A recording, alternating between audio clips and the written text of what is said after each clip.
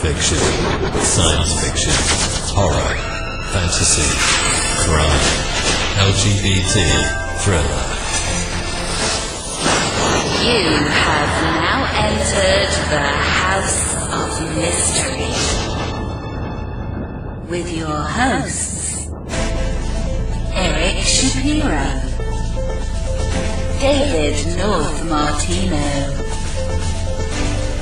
John Copenhaver, and Al Warren. Heard on KCP 106.5 FM Los Angeles, 102.3 FM Riverside, and 105.0 AM Palm Springs. Welcome back into the House of Mystery. I'm Al Warren, and all the way from the UK, we've got our on-the-street reporter, Gavin Stone. Hello, how are you doing? So what's going on? I'm doing good. So what's going on over there? What's happening in the UK? Weather's bad. Loads of places are flooded. All sorts of drama going on in the UK at the moment. But that's the normal stuff, is there? Yeah. And bad cooking, of course. Bad cooking and bad weather, bad food. Yeah. I didn't mind the food anytime I've gone, but I just eat in a pub and it's good. It's not so bad when you're here. It's when you go away and you taste some of the beautiful exotic foods around the world, and then you come back and everything just seems a little bit more bland. Yeah. But I don't mind it, even if fish and chips or a pot pie or something, or shepherd's pie. I mean, I guess maybe it's a novelty more. I don't know. Maybe it's more exciting. Yeah. Well, the Spice Girls come from there. Yeah, that's true. Yeah, maybe that was an optimistic idea of adding some spice into the UK. Yeah, the Spice Girls. They took all the spice from the UK. Well, so now today we're going to find out, about sex, lies, and handwriting. We've got a top expert. So Michelle Dresbold, thank you for being here. Oh, it's my pleasure. Thank you for having me. Michelle, how did you get into this line of work? Like, what led you doing this kind of analysis? Well, I'm actually an artist. I'm a painter. I studied criminology and psychology, and I took a course in understanding people through their handwriting. Eventually, I'm from Pittsburgh, Pennsylvania. I started to be the consultant for handwriting cases with the Pittsburgh police. And then we had a major murder case, and there was a handwritten note. After that, the police and DA sent me to the Secret Service, the U.S. Secret Service, and I helped them solve a case, and they liked me. And so I was invited back to study with the United States Secret Service, and the rest is history. I guess if I had decided this is what I was going to do, it would never have happened. It just step by step, I almost fell into it. And I think because I'm an artist, I have a really good eye, and I put everything together. And that's sort of how it all started. I guess you're probably, I should ask this actually. Were you surprised by a lot of what you found out or what you were able to learn from handwriting of people? I'm surprised how accurate it is. It is so accurate that as a profiling tool, you can tell pretty much everything about a person. And once I do talk to somebody, they will tell me everything about their life. I think that more surprises me. But I think the thing that surprises me the most is just how accurate it is and how much you can tell. Wow. Doesn't that scare you? But like if you're sitting down with someone and they write a note and you look at it and you're thinking, serial killer. Serial killer, yes. I do think things like that, but I think it does the opposite. It keeps me less afraid because I can figure out people. And in this world, when you're dealing with so many people, it is nice to have some insight into whom you're dealing with.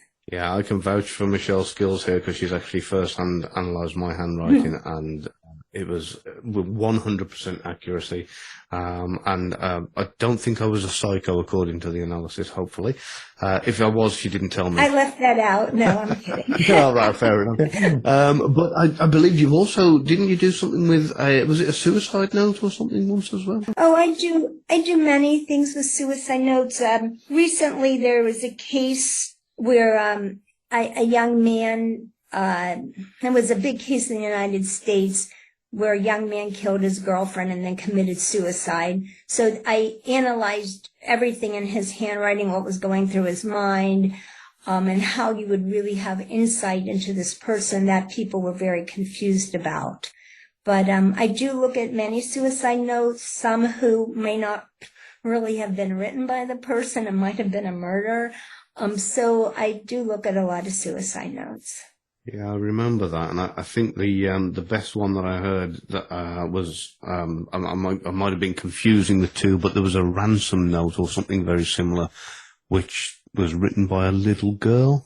I think you're talking about a ransom. I know there was a couple notes, and I'm not sure which one you're talking about, but there was a note and it said, "Please rescue me," and it had a girl's name. And everybody thought, oh my God, we have a kidnapped child, and it was on national news. I went into the police. I was already working with them, and I said, oh, it's probably a 4 to 6 year old girl. I see no danger in the handwriting. And that night, I think someone from the FBI went on national TV and said, oh, we have a kidnapped child. And I'm like, oh my God, I hope I'm not wrong. I hope I'm not wrong. And the next day, a little 5-year-old girl came in with her father and to the police department and said, I am so sorry. I wrote the note to my teddy bear and it flew out the window. We were playing a game. So when there is a note and there is tension or fear, it will show up in the handwriting. And I did not see any of that in this poor little "please rescue me" quote ransom note, or whatever you want to call it. I bet you Gavin stopped writing those notes to his teddy bear. Yeah. Well, he's still writing a few, but no.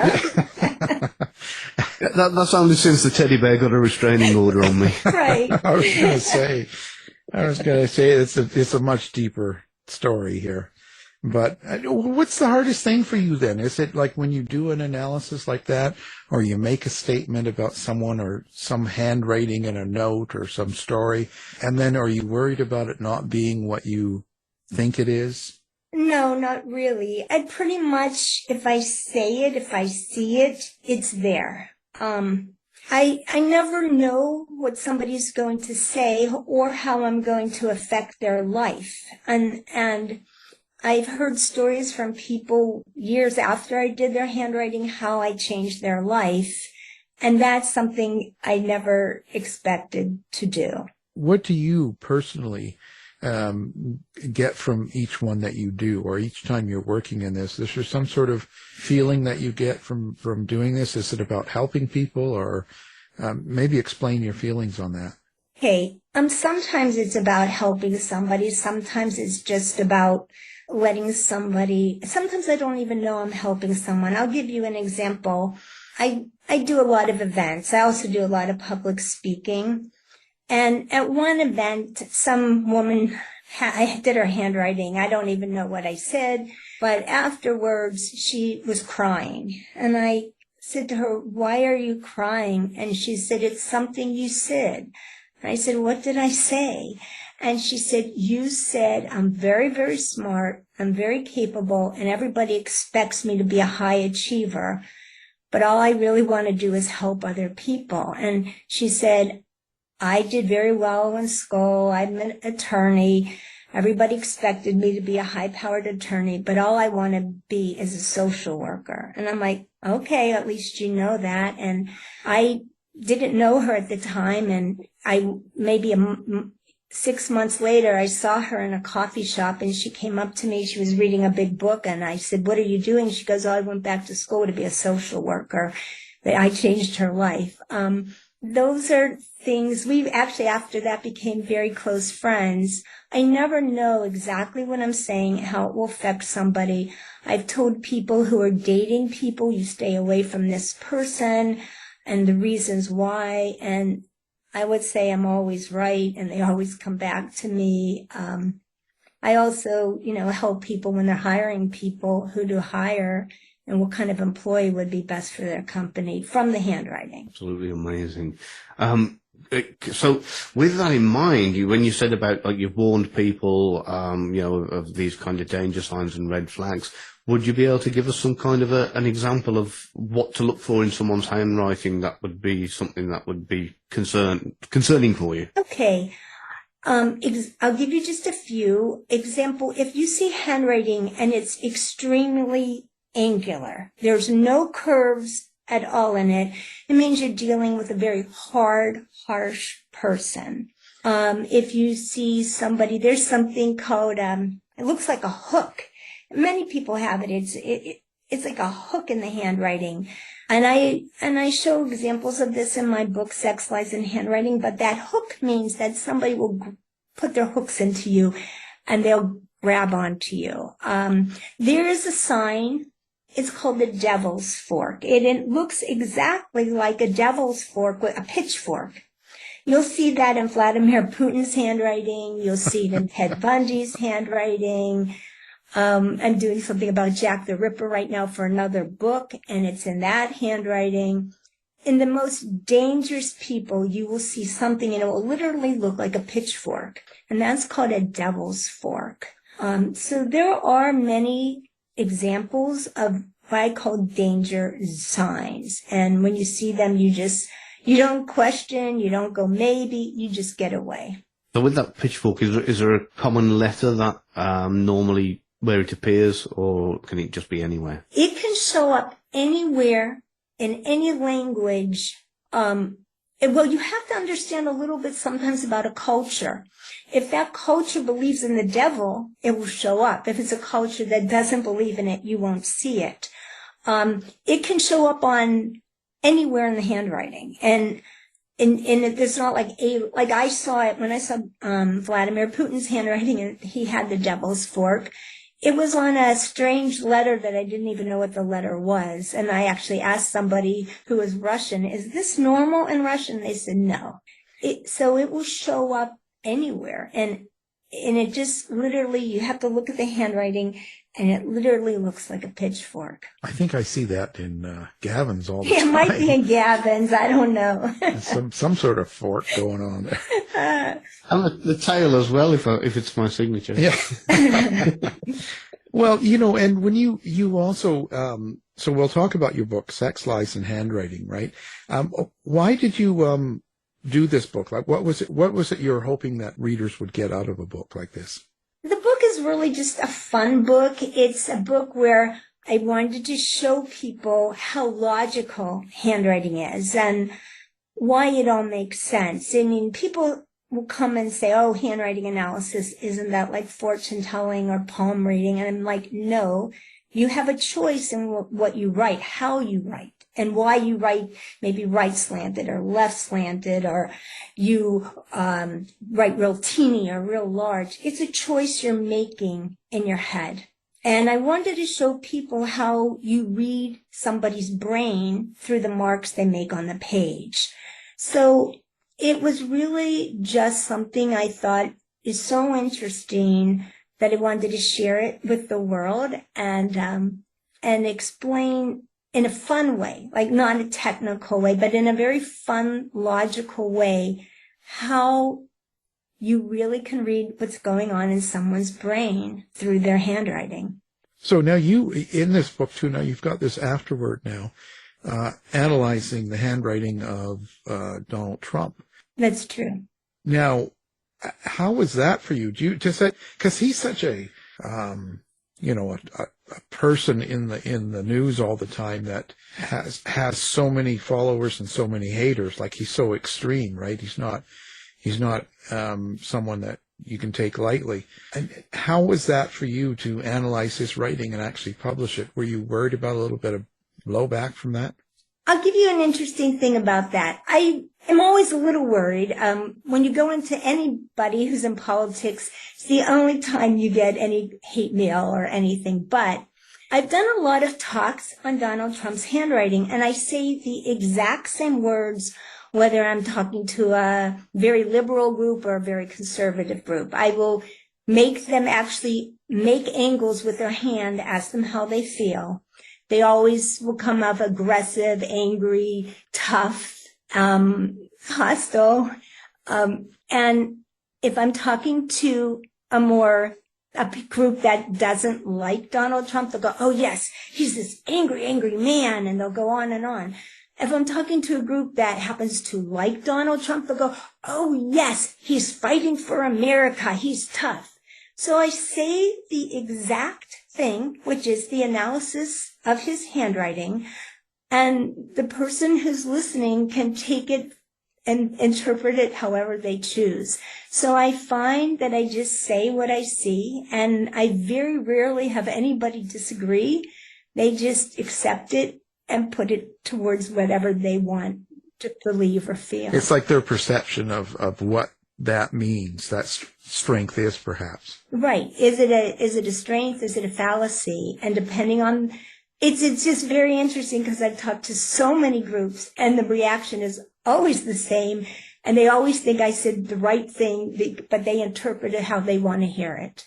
Yeah, that doesn't surprise me in the slightest. You get that kind of confirmation bias kicking in there.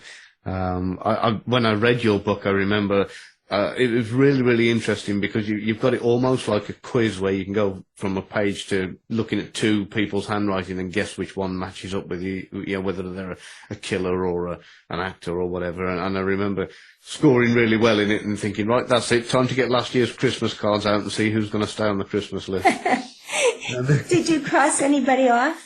I can't remember. I think I'm usually pretty forgiving, so I think I just left everybody on in the end. But I think one of the things, I'm not sure whether it was when I was speaking to you on one occasion or whether it was in the book, but I'm almost sure I remember you saying if they write their name a lot bigger than yours, then they consider themselves to be more significant than you, or something along those lines. Is that right? Have I got that right? Yes. Okay. I always tell people when I'm especially giving a talk, I go write down 3 names. 1 person who you hate and 2 people who you really like, and see if there's any difference. Almost always, the person that you dislike, you don't want to give them credit, so you'll write their name smaller. And so if somebody writes dear whatever your name is and then signs your name really teeny, and then they go love and they write their name humongous, they love themselves. So it's one of the things you watch for. If somebody writes your name very, very small, then they don't think much of you. What about when you write your own name really small? Okay, so if how you sign your name shows a lot about you. You only sign your name for other people. You never really sign your name just when you're writing. If you sign your name large, it means you have a good outer self-image. If you sign your name, regular, not too much, it should be a little bigger than the rest of your handwriting, then you're pretty balanced. If you write your name very, very small, it means you do not want the outside world to really see you. Well, there you go. That's true. That's me. Do you write very small? Yes. If I'm actually writing with a pen or pencil on paper, yeah. Oh. Yeah. Okay. And that's why you're on radio, not on TV. Well, yeah, there you go. You see, because I have to do it in a different way. It's on my terms. And the other thing is if you see your handwriting change, maybe you used to write your name really large and now it's getting smaller, or your whole handwriting is getting smaller and smaller. You are going through either a physical or emotional change. There is always a reason your handwriting changes. Have you ever seen the old version of Jekyll and Hyde, the movie? Not that I probably. The answer is well, probably. he's writing smooth, and as he turns into Hyde or whatever, it gets really aggressive and big and all over the place. Yeah, that's how I write. I'm writing smooth, and it gets really jagged and aggressive, and then it goes smooth again. So, am I going insane? No, when you do that, why don't you see what you are writing and see what sentences are getting more jagged or angrier, and see if in those sentences you're talking about something that actually makes you angrier. Oh, I see. So sometimes it's the subject. Sometimes it's the subject. Like it could be smooth, and then let's say you're saying, I hate you, or you're writing something that's very internally upsetting. it will get tighter, and it will, so so you sometimes have to actually read where in the handwriting there's a change. It's such an interesting field. So now you said you're doing stuff on Jack the Ripper, and you're kind of, I guess, analyzing writing around that. Do you have to put yourself in the time and place of when it was written as well to kind of get a good grasp on the person writing it? Like, 100 years ago, let's say, of Jack the Ripper or so. Do you have to kind of go in that mindset of that time of 1880s? The thing you really have to do is understand the handwriting at that time period. Example, there was a different type of handwriting 100 years ago, 50 years ago, 40 years ago, and what's they're being taught in school today. So it is helpful to understand that time period, mostly because your time period where you live, where you grew up, your age bracket affects you as a person. So I'd say it's not all a guessing game, meaning the more information you have, the more accurate you can be on your analysis. What are you going to do with text? The modern generation. Yeah, that's texting. I say boo. No. And now then you have to learn statement analysis. People still write or make marks, not as much as they used to. That is true. And actually, I tell people that you really should write, whether it's printing or cursive, because you will retain the information more. Texting and doing computer work is fine. But if you actually want to remember what you wrote and retain the information, write it with your hand. You're using a different part of your brain when you write than when you type. So what do you mean by statement analysis? Like what is that? What does that entail? Statement analysis is the words somebody chooses. I just use an easy example. I love you, but I'm mad. I love you, but. When someone says the word but, it always erases everything that was said before. A but means erase the rest of it. If somebody's talking and say, I went to the store and then I did this and then we went to the bank, and all of a sudden they take the I out of it, it means that's probably where they're lying. So when you do statement analysis, it's the words somebody chooses. And again, that's your choice. And why are you choosing those words? So what you choose shows what's, again, going on in your head. A perfect example would actually be going back to my Christmas cards thing. Statement analysis here is wonderful with somebody at the end of the card can say, love Michelle. Right. Or love from Michelle. Mm-hmm. There's a big difference between the two, isn't there? Like kind of love from Michelle is saying, I'm sending you love, whereas love Michelle is like, love me, I need to be loved. Mm-hmm. Well, love from, you're adding an extra word. You're actually distancing yourself a little from the love. I love statement analysis as well. Something else. I think it was probably you that got me into that as well. It's fantastic. But going back to what we were saying before about handwriting, I know that there's recent advances in like the world of psychology where you can walk around all day with a slump and by the end of the day you'll be depressed. And then Amy Cuddy did that thing with the power pose, saying, if you kind of give yourself the champion's power pose before you're about to do something. It gives you that feel-good factor, and therefore your physiology can change your mood.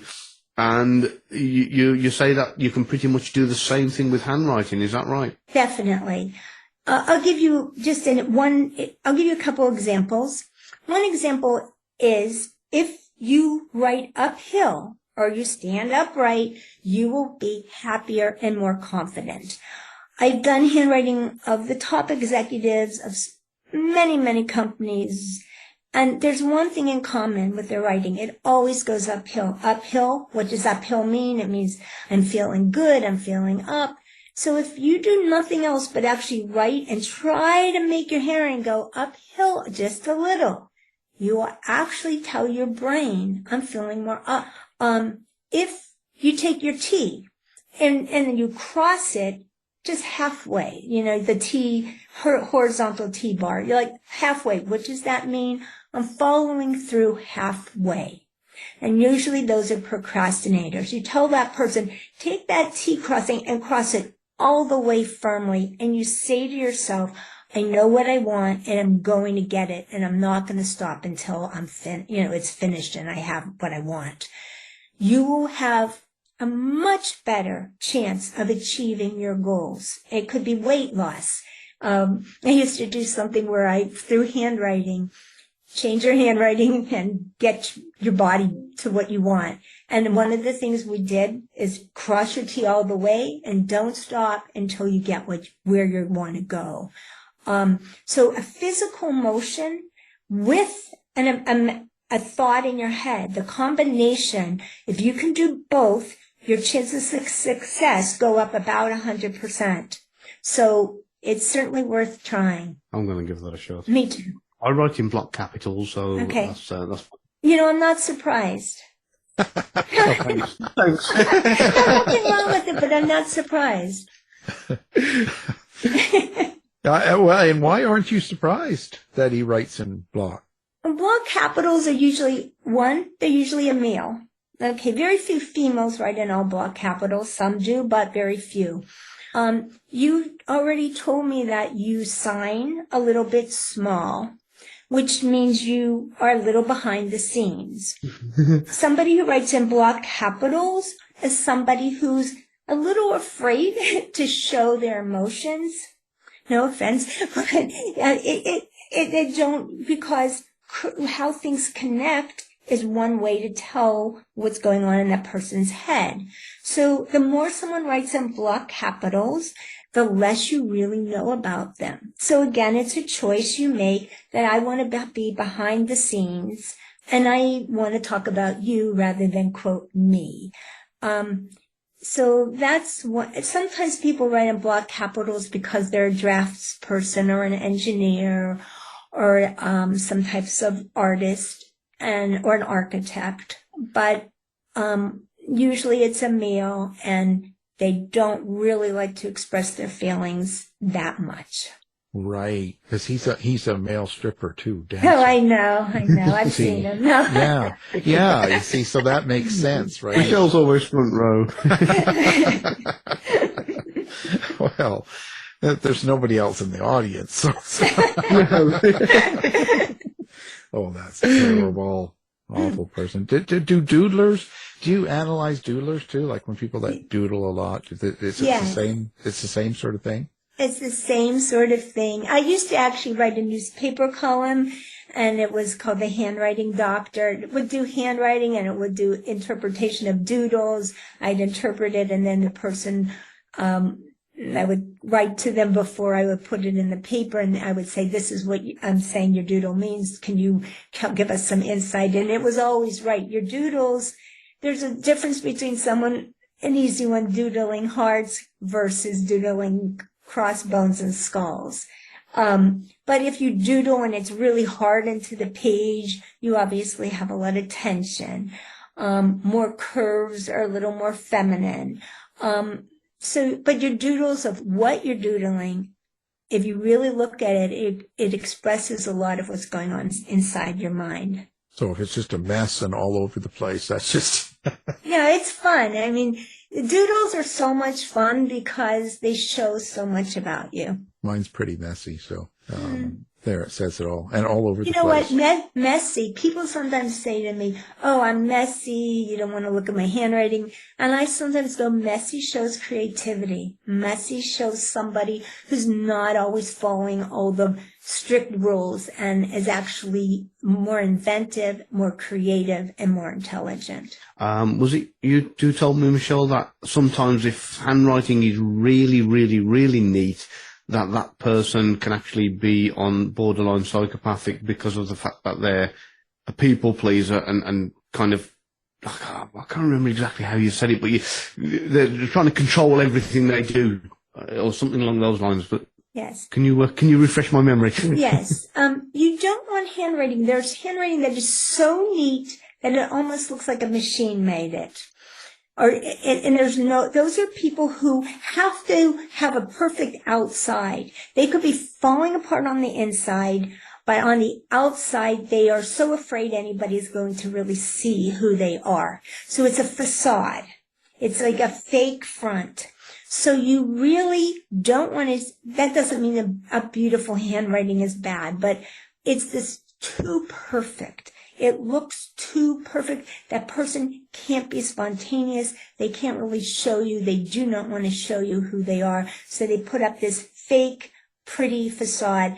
Also, some people who have that perfect handwriting, they are so frightened that they'll lose control, and maybe their life is out of control, or what's going on in their house or home is beyond their control. And so they do control their handwriting to make it so perfect because they don't want anybody to see that things are not going perfectly in their life.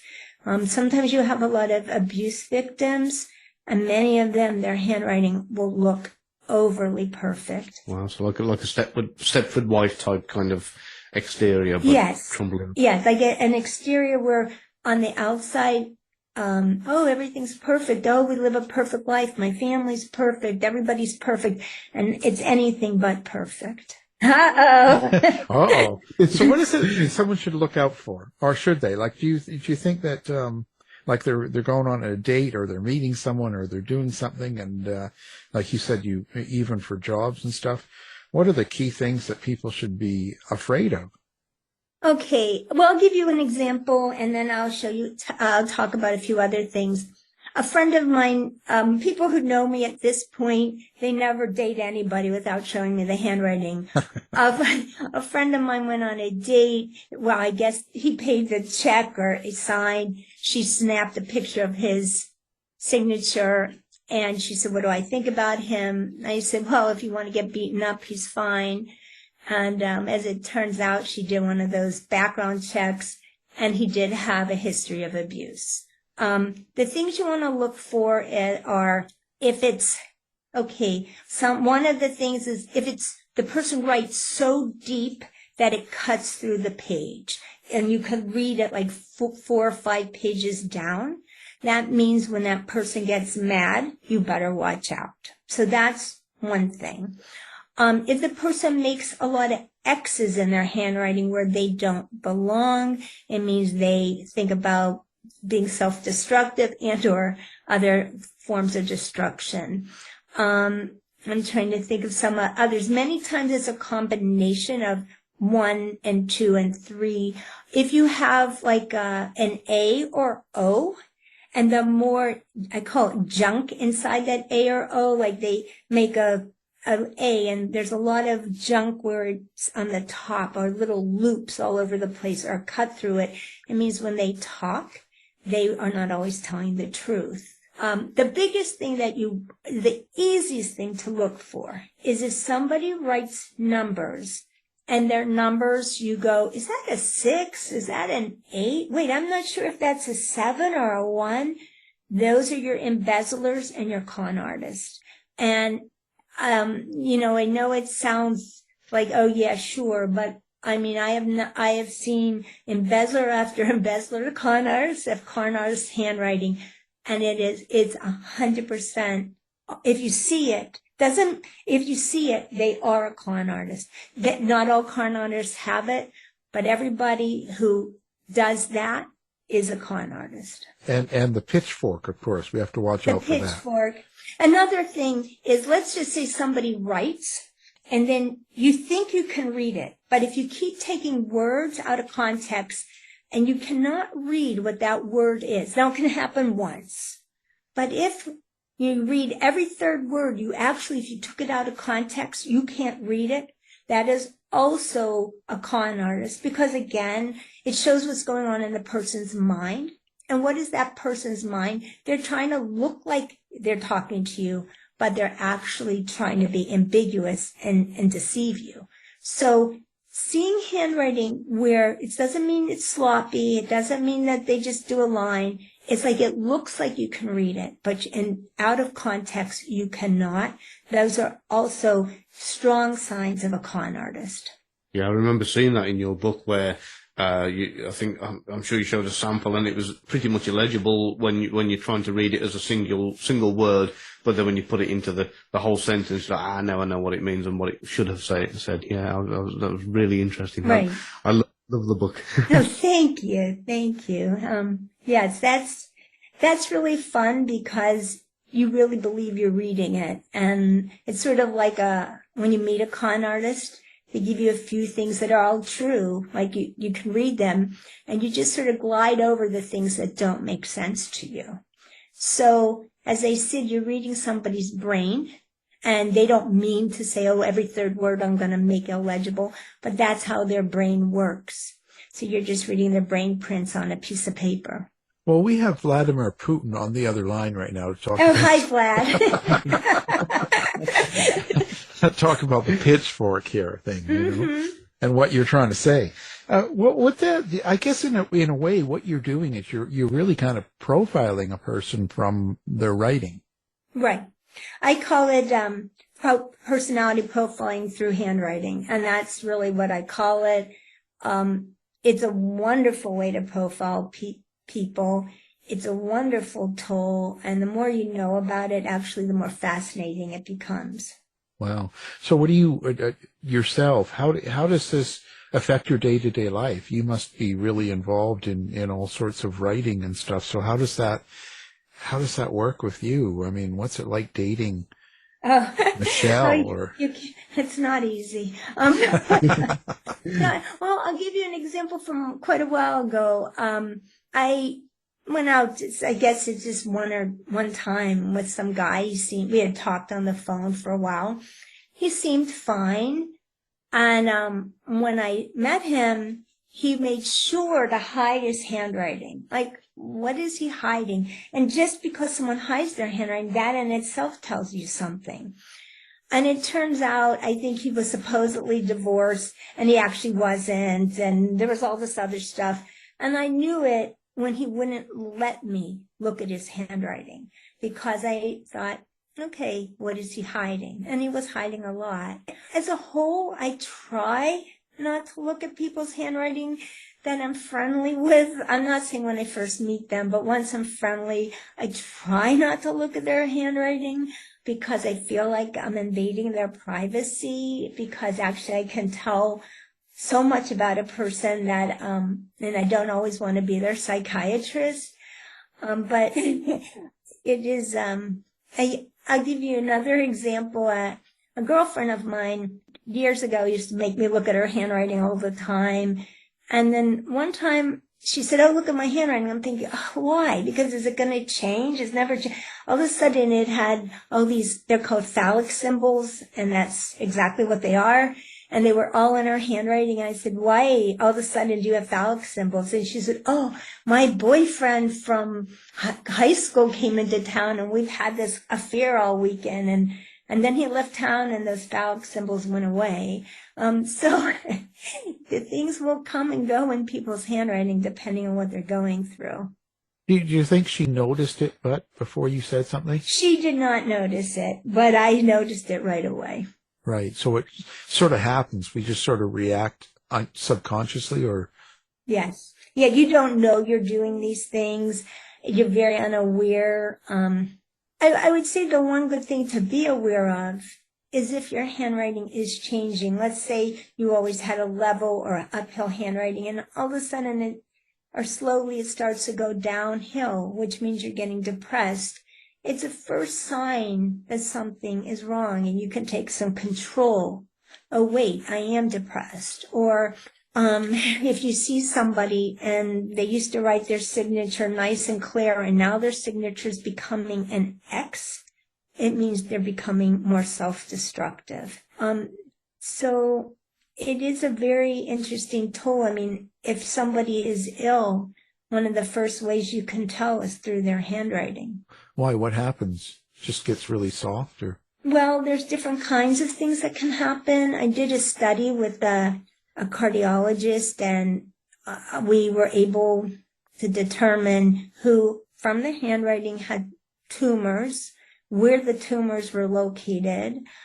I actually not on purpose, diagnosed somebody and told them they had something wrong with the midsection of their body, and they didn't believe me, which was okay. And then 6 months later, when they got an x-ray, it turned out they had a tumor the size of a grapefruit growing on their kidney. And the only reason the man had them x-ray him when he was sick was said, this handwriting person said there's something wrong with the midsection of my body. Give me an x-ray. And that saved his life. So your brain is actually smart. You know, it's so smart. It knows what's going on before you do. Yeah, that's pretty amazing. You know, Gavin's been writing really weird phallic symbols. I don't know what's going on there. Something. Oh, hey, Gavin, what's going on? Yeah, we gotta be careful. Has there been anybody's handwriting that you've read or you come across that really surprised you? Like you knew who they were in an image of somewhat or what they did, like, you know, let's say a doctor, or you could even take a celebrity and you see who they are and you kind of have a thought of who that person is. And then when you see their handwriting, it's completely not what it should have been or what you think it would be. I can give you something from quite a while ago. There was I think his name was John Edwards, and was a politician here in the United States. I was writing something about him for an article, and I actually at that time really liked him and thought he was a very good candidate. But his D in Edwards started to slant very, very, very far to the right. When your D, the last letter D especially, slants far to the right, it means that you have lost emotional control. You're like falling over emotionally. And it's actually called a diabolical D. And I talked at that time to my editor and I said, oh my God, I thought I liked John Edwards, but I can never vote for him with this diabolical D. I wonder why he has it. And then maybe he was supposedly very happily married and seemed like a really nice guy. And it turned out that he had a, quote, mistress who was pregnant and had just had a baby and they were hiding the baby. And so all that came out in the news like a month or two after I said, why does he have this diabolical D in his handwriting? So there are times when I do see something and I'm like, oh my God, I wouldn't expect that from this person. But I always say the handwriting never lies. And, you know, if you see it, there's a reason. I just went and grabbed my other notebook and, I'm looking at here. Although my writing does go pretty much uphill, I go through all the lines kind of angularly, kind of taking absolutely no notice of the lines that are meant to guide me, keep me straight on the page. You're probably pretty analytical, and that's another, that's what it sounds like. So that shows somebody who's analytical. Right. And he's analytical with phallic symbols. Yeah, right. Yeah. We won't touch that one. We won't go there. No. So listen, how do people find you and find your book and all that stuff? Do you have a website? Do you do social media, TikTok? Like where do they find Michelle? I do have a website, www.michelle, Michelle,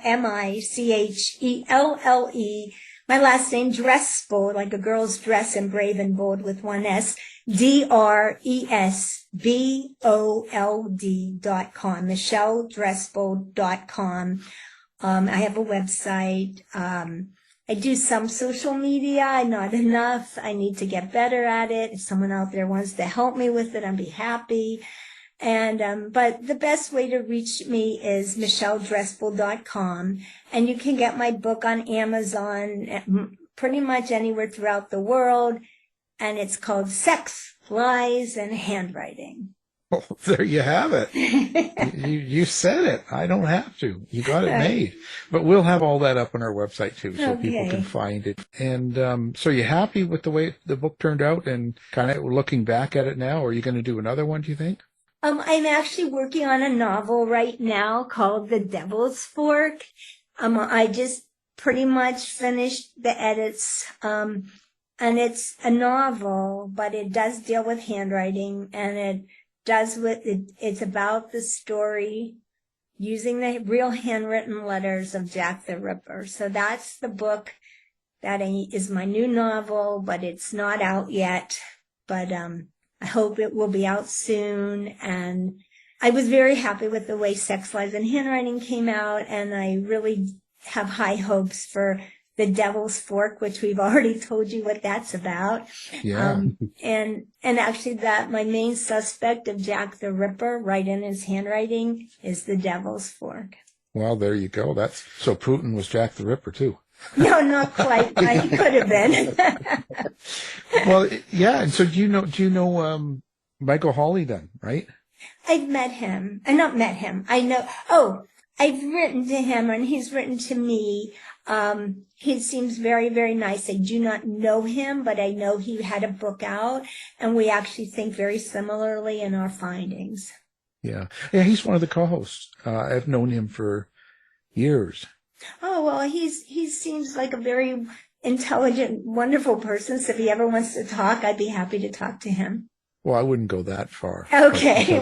No, he's a really, really nice guy. He really is. He seems nice. He's pretty genuine. I like him a lot. He's pretty super guy. So yeah, he seems that way. Yeah. You probably like talking to him. I don't know. He goes to England for those Jack the Ripper things every year. He hasn't, I guess, because of the COVID and all that, but maybe next year he'll go back at it. Okay. Yeah, I have read some of his materials, and I actually agree with pretty much everything he says. We're on the same track, and I think he's pretty right on. Well, there you go. Now we know. Well, we appreciate you being on the show. So everyone, go out and find out about Sex, Lies, and Handwriting. Michelle Dresbold, thank you for being here. Oh, it's my pleasure. Thank you so much for having me. And anytime if somebody's in the news and you want me to look at their handwriting, I'm happy to do it. Wow, brilliant. You've been listening to the House of Mystery radio show. To find out more about our guests, hosts, or show, go to www.houseofmystery.com. Show's over for now. Was it as good for you as it was for me? Yeah. Good night.